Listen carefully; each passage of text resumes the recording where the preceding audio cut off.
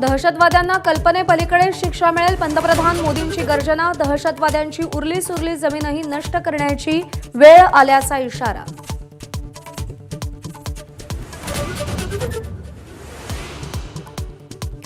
काश्मीरमध्ये अडकलेले 183 पर्यटक आज मुंबईत परतणार. एअर इंडिया आणि इंडिगोच्या विशेष विमानांचं नियोजन. संध्याकाळी 6:30 वाजता पर्यटक लँड होणार.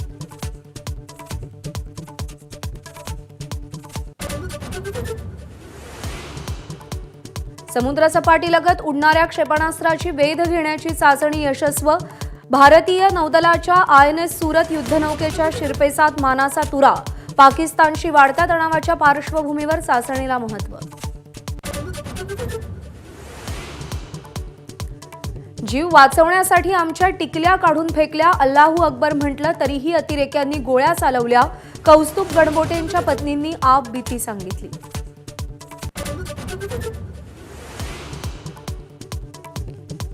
आईनं कव्हर केलं पण त्यांनी बाबांच्या पोटात गोळ्या घातल्या. डोंबिवलीच्या दिवंगत अतुल मोनेंच्या मुलीनं पहलगाम हल्ल्याची हादरवणारी कहाणी सांगितली.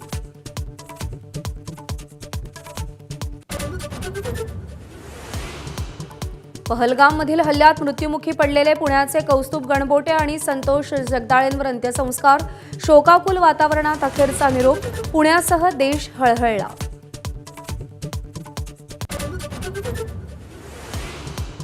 पहलगाममधील हल्ल्याच्या निषेधार्थ डोंबिवलीत कडकडीत बंद. काही शाळांनाही सुट्टी जाहीर. रस्त्यावर शुकशुकाट, दुकानही बंद.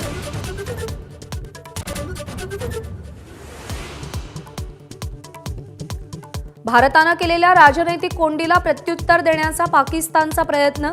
1972च्या शिमला करारातून बाहेर पडण्याचा विचार. पाकिस्तानच्या राष्ट्रीय सुरक्षा समितीची आज बैठक.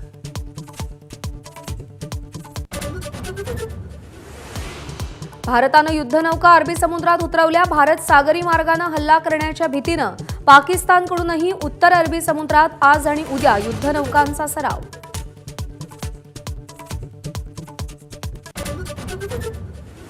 दहशतवादी हल्ल्यानंतर भारत सरकारचा पाकिस्तानला दणका. सिंधू पाणी वाटपाचा करार स्थगित. अटारी बॉर्डर बंद करण्याचाही निर्णय.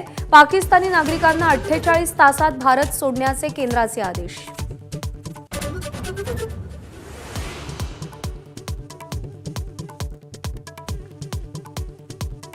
सर्वपक्षीय बैठकीला ठाकरेंची शिवसेना जाण्याची शक्यता कमी. अपरिहार्य कारणास्तव हजर राहणं अशक्य असल्याची अरविंद सावंतांची माहिती.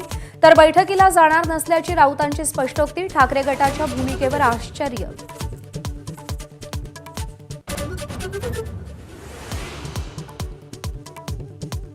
एकनाथ शिंदे समांतर सरकार चालवतायत का? श्रीनगरला गेलेल्या शिंदेंवर संजय राऊतांचा हल्लाबोल.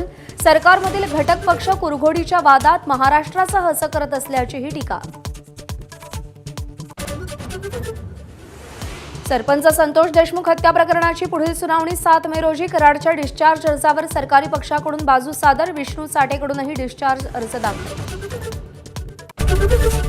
एबीपी माझा, उघडा डोळे बघा नीट.